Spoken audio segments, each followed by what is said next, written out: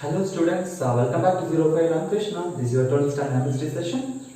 See, previous session we discussed about the Ellingham diagram. So, அதை எப்படி use பண்றதெல்லாம் பார்த்தோம். So, இந்த வீடியோல நம்ம பார்க்க போறது என்னன்னா observation and application and limitation of the Ellingham diagram. So, இத பார்க்க போறோம் ரொம்ப important. Okay. So, exam point of view இதுல வந்து 3 marks and 2 marks எல்லாம் வரலாம். So, கொஞ்சம் சின்ன ட்ரிக் தான். அது கொஞ்சம் ட்ரிக் மட்டும் தெரிஞ்சுக்கிட்டீங்கன்னா ஓனாவே எழுதலாம். Really easy. The first observation, the first point is the slope is positive.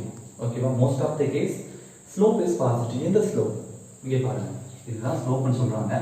எல்லா ஸ்லோப்புமே அப்படியே பாருங்க, மேல vertically upwards போகுது, slantingல போகுது பாத்தீங்களா? இதுதான் என்ன சொல்றாங்க? Slope is positive. ஒருவேளை இது down the order வந்துச்சுன்னா slope is negative. புரியுதா? மக பண்ணக்கூடாது. அது ஏன் இந்த slope is positive னா? பிள்ளைகளை பார்த்தீங்கன்னா எல்லா ஸ்லோப்லயும் என்ன இருக்கு பாருங்க, மெட்டல் ஆக்சைடு ஃபார்மேஷன் ப்ராசஸ். அதாவது இது ஒரு மெட்டல் ஆக்சிஜன் ஒரு கேஸ் கூட சேர்ந்து ஒரு மெட்டல் ஆக்சைடா மாறுது. எல்லாத்துலயும் பாருங்க ரியாக்டன்ட்ல ஆக்சிஜன் இருக்கு, ரைட்? ஆக்சிஜன் வந்து ஒரு கேஸ், அந்த ப்ராடக்ட்ல போகும்போது அது ஒரு ஆக்சைடா மாறிடுச்சு. அதாவது கேஸ் ஸ்டேட்ல இருந்து அது ஒரு சாலிட் ஸ்டேட்டா மாறிடுச்சு. புரியுதா உங்களுக்கு? அப்போ நான் பிள்ளைங்க சொல்லி கொடுத்துருக்கேன், என்ட்ரோபில கேஸா இருந்துச்சுன்னா என்ட்ரோபி அதிகம், அதே சாலிடா இருந்துச்சுன்னா என்ட்ரோபி கம்மி. சோ நம்ம இந்த process எல்லாத்துலயுமே ப்ராடக்ட் வந்து மெட்டல் ஆக்சைடு, ரைட்டா? அப்ப எப்படி சாலிட் ஸ்டேட்ல இருக்கும், அப்போ என்ட்ரோபி எப்படி இருக்கும்? கம்மியா இருக்கும். இந்த பாருங்க, என்ட்ரோபி நெகட்டிவா இருக்கு, கம்மியா இருக்கு, del s வேல்யூ நெகட்டிவ் வெச்சுக்கோங்க. see minus into minus என்ன வரும்? we know that plus. அப்போ the t delta s value plus ஆயிடும். அப்போ பிள்ளைங்களை பாத்துக்கோங்க, அப்ப இந்த del g வேல்யூ என்ன ஆயிட்டு இருக்கும்? இது போக போக போக என்ன ஆயிட்டு இருந்தா del g வேல்யூ இன்க்ரீஸ் ஆயிட்டு இருக்கும். அதனால தான் மேல போக போக தான் del g value increasing means graph மேல போயிட்டே இருக்கு. ஏன்னா மேல போக போக தான் del g இன்க்ரீஸ் ஆயிட்டு இருக்கும். புரியுதா உங்களுக்கு? ஓகே ஸ்டூடண்ட்ஸ், செகண்ட் அப்சர்வேஷன் என்னன்னா இந்த CO கிராஃப், அதாவது கார்பன் மோனாக்சைடு அந்த ஸ்லோப் இருக்குல்ல, அது வந்து எப்படி இருக்கும்னா it is in a straight line with negative slope. negative slope னா என்ன பாருங்க, the CO கிராஃப். இந்த CO லைன் நெகட்டிவ் ஸ்லோப்னா டவுன் தி ஆர்டர்ல போயிட்டு இருக்கு. அது ஏன் பார்க்கலாமா? சரி, அந்த ஈக்குவேஷனை இந்த எழுதிக்க பாருங்க. 2C + O2 gives us 2CO. So already I told you which will decide the entropy. gaseous molecule தான் entropy decide பண்ணுது. இப்போ இது என்ன? gas, carbon solid. So இத விட்டு நீங்க கன்சிடர் பண்ணலாம். இங்க ப்ராடக்ட் என்னன்னா மோஸ்ட் இம்பார்ட்டன்ட், அங்க என்ன மெட்டல் ஆக்சைடு வரும், இங்க வந்து ஒரு gas தான் ஃபார்ம் ஆகுது. CO ங்கறது கார்பன் மோனாக்சைடு ஒரு gas. Okay, so product and react ரெண்டுலயுமே கேஸ் இருக்குது. சோ அதோட ரெண்டோட வேரியேஷன் நம்ம பார்க்க போறோம். இது வந்து 1 மோல் இருக்கு, பக்கத்துல எதுவும் இல்ல, 1 மோல், இங்க 2 மோல். சோ நம்ம என்ன தெரிஞ்சுக்கலாம்னா ப்ராடக்ட்ல தான் நமக்கு கேஸ் மாலிகூல்ஸ் அதிகமா இருக்குது. சோ நமக்கு என்ன கிடைச்சிருக்கு? கேஸ் மாலிகூல்ஸ் அதிகமா இருக்குது. சோ தட் மீன்ஸ் என்ட்ரோபி அதிகமா இருக்குது. என்ட்ரோபி அதிகம் மீன்ஸ் del s வந்து positive ஆயிடும்ல, del s becomes positive. so minus into plus minus. So இங்க என்ன ஆகும்னா del s positive, so t delta s becomes negative. புரியுதா உங்களுக்கு? so t delta s நெகட்டிவ்னா இந்த டெம்பரேச்சர் இன்க்ரீஸ் ஆக del g வேல்யூ கம்மி ஆயிட்டு இருக்கும். so del g வேல்யூ கம்மி ஆயிட்டு இருக்கனால தான் இந்த டெம்பரேச்சர் இன்க்ரீஸ் ஆக இந்த del g வேல்யூ குறைஞ்சு கிராஃப் டவுன் தி ஆர்டர்ல வந்துட்டு இருக்குது. புரியுதா உங்களுக்கு? ரொம்ப சிம்பிள். ஃபர்ஸ்ட் பாயிண்ட் என்ன பாத்தீங்க? ஃபர்ஸ்ட் பாயிண்ட் வந்து என்ட்ரோபி வந்து நெகட்டிவா இருந்துச்சு, சோ அதனால t delta s பாசிட்டிவ் ஆச்சு, கிராஃப் மேல போச்சு. தென் செகண்ட்ல என்ன பார்த்தோம்? இந்த என்ட்ரோபி வந்து பாசிட்டிவா இருக்குது, ரைட்? ஏன் பாசிட்டிவ்னா ப்ராடக்ட் வந்து உங்களுக்கு நிறைய கேஸ் மாலிகூல்ஸ் வந்திருக்கு. சோ என்ட்ரோபி பாசிட்டிவ் ஆகுறதுனால this t delta s becomes negative. so that என்ன ஆகுதுன்னா del g வேல்யூ வந்து நமக்கு என்ன டிக்ரீஸ் ஆயிடுச்சு. So down the order decrease ஆயிட்டு இருக்கு. தேர்ட் அப்சர்வேஷன் என்னன்னா இந்த del g ஓட வேல்யூ அதிகமா இருக்குதுன்னா அது வந்து ரொம்ப ஸ்டேபிள் கம்மியா இருக்கும், அதாவது லெஸ் ஸ்டேபிள். del g ஓட வேல்யூ மினிமமா இருக்குதுன்னா ரொம்ப ஸ்டேபிள், அத மேக்ஸிமம் மினிமம். இங்க பாருங்க, சே எக்ஸாம்பிள் -100 and -1000 ரெண்டையும் கம்பேர் பண்றீங்க. -100 and -1000ல -100 தான் மேக்ஸிமம் வேல்யூ. சோ அப்ப இந்த ஏரியால இருக்கிற மெட்டல் ஆக்சைடு ஃபார்மேஷன் வந்து ரொம்ப அன்ஸ்டேபிளா இருக்கும், ஒரு நிலையா இல்லாம இருக்கும். சோ ஈஸியா அதுல இருந்து நம்ம ஆக்சிஜனை ரிமூவ் பண்ணிடலாம்.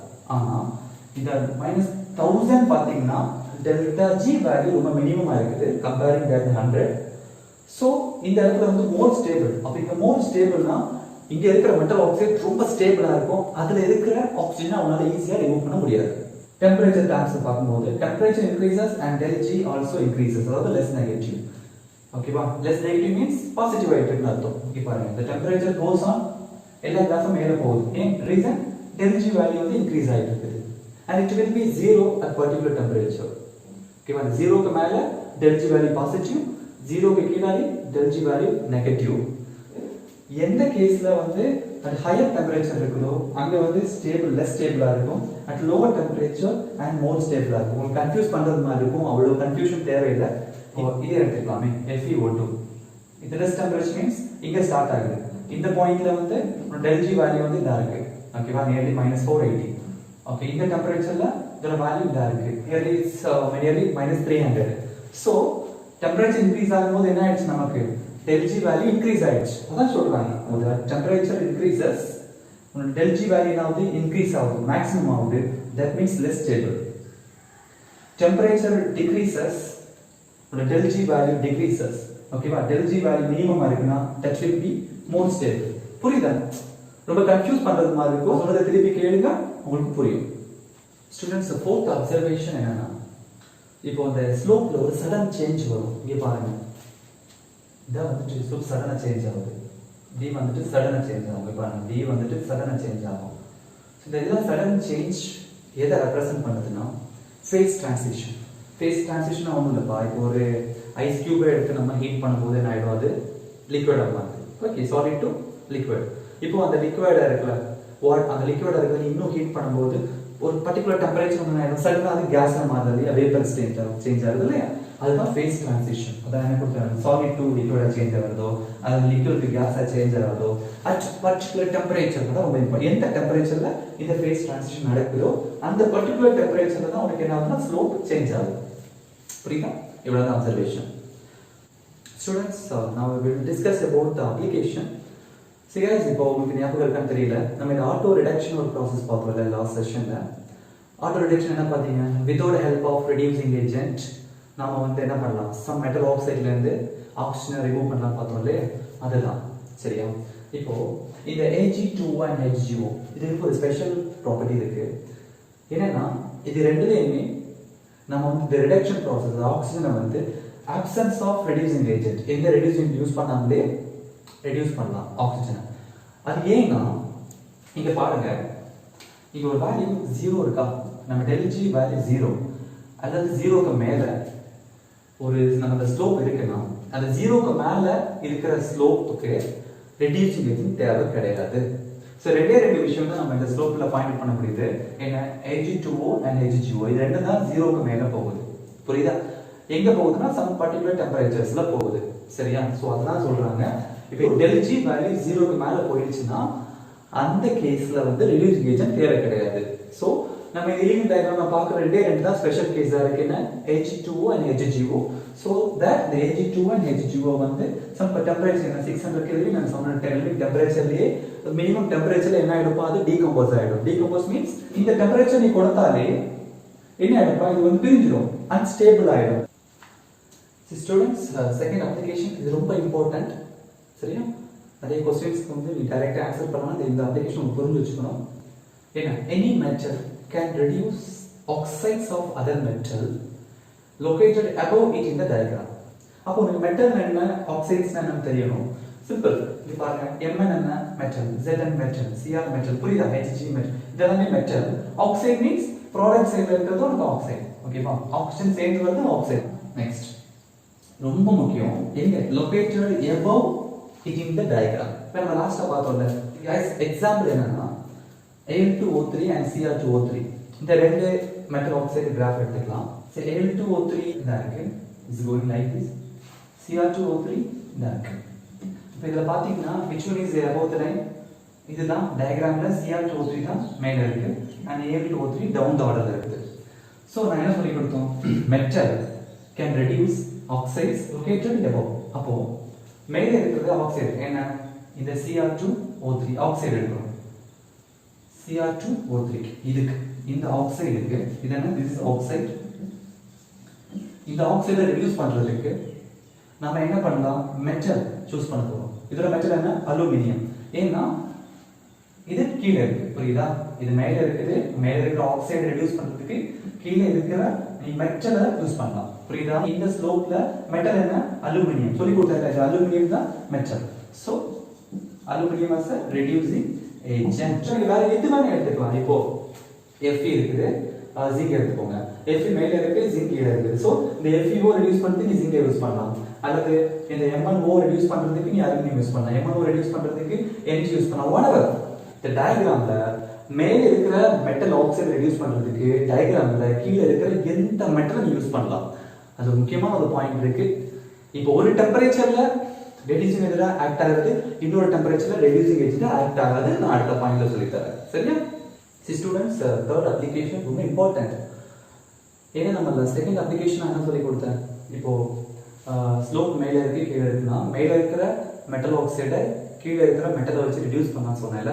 ஸோ அது எல்லா டெம்பரேச்சர்ல பண்ண முடியாது. அது என்னன்னு சொல்லிட்டு நான் சொல்லி தர போறேன். ஸோ இப்போ நீங்க வந்து நம்ம லாஸ்ட் வீடியோவில் நம்ம ஒரு எக்ஸாம்பிள் பார்த்தோம்ல, FeO கார்பனை யூஸ் பண்ணி நான் ரெடியூஸ் பண்ணேன்ல, கார்பனை வந்து ரெடியூசிங் ஏஜென்ட் யூஸ் பண்ணேன். ஆனால் 800 கெல்வின் டெம்பரேச்சர்ல வந்து ப்ராசஸ் நடக்காதுன்னு சொன்னேன். ஆனால் 1500 கெல்வின்ல ப்ராசஸ் நடந்துச்சுன்னு சொன்னேன்ல. ஸோ அந்த விஷயத்தை பற்றி நான் எக்ஸ்பிளைன் பண்றேன். ஓகே, இப்போ இந்த FeO CO ஸ்லோப் பாருங்க. இது வந்து CO ஸ்லோப், இது FeO ஸ்லோப். ரெண்டுமே இந்த பாயிண்ட்ல இன்டர்செக்ட் ஆகுது, அதாவது இந்த பாயிண்ட்ல கட் ஆகுது. அது என்னோட டெம்பரேச்சர் பார்த்தீங்கன்னா அது 1000 கெல்வின் டெம்பரேச்சர். ஓகே, இந்த பாயிண்ட்டுக்கு லெஃப்ட்ல பார்த்தீங்கன்னா இந்த FeO ஸ்லோப் கீழே இருக்குது, CO ஸ்லோப் மேலே இருக்குது. இந்த பாயிண்ட்டுக்கு அந்த பக்கம் பார்த்தீங்கன்னா ரைட் சைட்ல FeO ஸ்லோப் மேலே இருக்குது, CO ஸ்லோப் கீழே இருக்குது. சரியா? ஸோ ரெண்டுமே அந்த பாயிண்ட்டுக்கு ரெண்டு லெஃப்ட் அண்ட் ரைட்ல வந்து டிஃப்ரெண்டா இருக்குது. ஸோ ஓகே, அதான் பார்க்க போறோம். இப்போ below this temperature, below this 1000 Kelvin, எது கீழே இருக்குது? this FeO. அப்போ இங்க மெட்டல் தான் சூஸ் பண்ணணும். this Fe. மேல இருக்குது என்ன? CO. அப்போ இந்த கேஸ்ல below this 1000 Kelvin, Fe acts as a reducing agent to CO. ஏன்னா Fe தான் கீழே இருக்குது. so Fe தான் CO க்கு reducing agent ஆக்ட் ஆகுமே தவிர that carbon will not act as a reducing agent for FeO. அதனால தான் நம்ம அந்த கேஸ்ல வந்து 800 கெல்வின், அதாவது below 1000 கெல்வின் வந்து கார்பன் வந்து ரெடியூசிங் ஏஜென்ட் யூஸ் பண்ண முடியாதுன்னு சொன்னேன். புரியுதா? ஓகே, இப்போ நெக்ஸ்ட் இந்த பாயிண்ட்க்கு ரைட் சைடு, அதாவது என்ன, above the 1000 கெல்வின் என்ன ஆகுது பாருங்க. the CO லைன் கீழே இருக்குது, FeO லைன் மேலே இருக்குது. சோ கண்டிப்பா இந்த FeO ரெடியூஸ் பண்றதுக்கு நம்ம இந்த கார்பனை ரெடியூசிங் ஏஜென்ட்டா யூஸ் பண்ணலாம். சோ டெஃபினெட்லி 1000 கெல்வினுக்கு மேல எந்த டெம்பரேச்சரா இருந்தாலும் நீ கார்பனை இந்த FeO ரெடியூஸ் பண்றதுக்கு ரெடியூசிங் ஏஜென்ட்டா யூஸ் பண்ணலாம். அதனால தான் அந்த 1500 கெல்வின்ல வந்து நமக்கு வந்து ப்ராசஸ் நடந்துச்சுன்னு பார்த்தோம். சரியா? சோ இப்போ இந்த புக்ல வந்து உங்களுக்கு அப்புறம் அந்த ஈக்குவேஷன்ஸ் கொடுத்திருப்பான். நான் அந்த ஈக்குவேஷன்ஸ் தான் ஃபர்ஸ்ட்லயே உங்களுக்கு லாஸ்ட் ப்ரீவியஸ் வீடியோல எக்ஸ்பிளைன் பண்ணிட்டேன். சோ அதை நீங்க பாத்துக்கோங்க. ஓகேவா? சோ ரொம்ப இம்பார்ட்டன்ட். புரியுதா பிள்ளைங்களா உங்களுக்கு? இது the observation and this application is really important. So என்ன 2 மார்க் 3 மார்க் தானே பார்க்காதீங்க. இந்த கான்செப்ட் தெரிஞ்சுக்கிட்டீங்கன்னா அந்த நீட் எக்ஸாம்ஸ், ஓகேவா? சோ இந்த காம்படிட்டிவ் எக்ஸாம்ஸ் எல்லாம் வரும்போது இந்த பேசிக் ஐடியா தெரிஞ்சிச்சுனா நிறைய क्वेश्चंस ஈஸியா நீங்க சால்வ் பண்ணிடலாம். பேசிக் गाइस லாஸ்ட் லிமிட்டேஷன். சரி, இது ரொம்ப இம்பார்ட்டன்ட். 2 மார்க்ஸ்ல அடிக்கடி கேட்பாங்க. the limitations ரெண்டு பாயிண்ட் தான். the first என்னன்னா, இந்த என்டையர் Ellingham டயகிராம் கான்செப்ட் எதை பேஸ் பண்ணி டெவலப் பண்ணிருந்தாங்கன்னா thermodynamic feasibility, அதாவது thermodynamic considerations யூஸ் பண்ணி தான் இதை பில்ட் பண்ணிருக்காங்க. ஓகே, அதனால thermodynamic consideration means it tells us இந்த டெம்பரேச்சர், புரியுதா, which temperature is suitable for the process. அதுதான் கொடுக்கும். நம்ம பார்த்தோம் இல்லையா, இந்த டெம்பரேச்சர்ல இந்த process நடக்கும், இந்த டெம்பரேச்சர் நடக்காது. சோ இது ஒன்லி நமக்கு என்ன கொடுக்கும்? it gives us the thermodynamic feasibility of the reaction தான் கொடுக்குமே தவிர it will not tell us anything rate of the reaction, அதாவது எவ்வளவு வேகமா இந்த ரியாக்ஷன் நடக்கும். சோ அந்த மாதிரி விஷயங்களை எதுவும் மென்ஷன் பண்ணல. ஓகேவா? it does not tell anything about the rate of the chemical reaction. Second point என்னன்னா, இந்த interpretation of del G value, அதாவது del G value அவங்க எப்படி எக்ஸ்பிளைன் பண்ணிருக்காங்கன்னா, ஒரு அசம்ப்ஷன் இந்த ப்ராடக்ட்டும் ரியாக்டன்ஸ் என்ன, the product and reactants வந்து ஒரு equilibrium கண்டிஷன்ல இருக்குன்னு அஸ்யூம் பண்ணி தான் இந்த del G வேல்யூ நமக்கு எக்ஸ்பிளைன் பண்ணிருக்காங்க. பட் ஆக்சுவலி எல்லா கேஸ்லயும் நமக்கு தெரியும் ப்ராடக்ட்டும் ரியாக்டனும் எப்பவுமே is not always be in the equilibrium state. எப்போ இதுதான் Ellingham டயகிராம். சோ நிறைய பார்த்துட்டோம்.